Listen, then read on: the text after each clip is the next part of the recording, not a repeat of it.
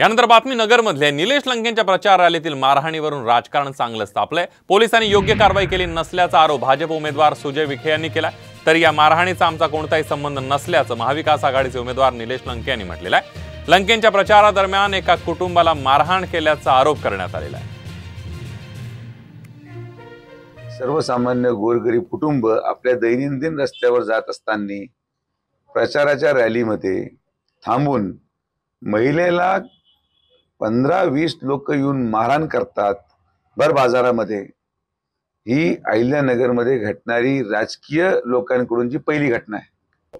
याची लेखी तक्रार आम्ही निवडणूक आयोगाला देणार आहोत की हे जे मागच्या आठवड्यापासून या नगर जिल्ह्यामध्ये चाललेलं आहे राजकारणाच्या नावाखाली, याच्यावर निवडणूक आयोगाने दखल घ्यावी ही माझी विनंती राहील।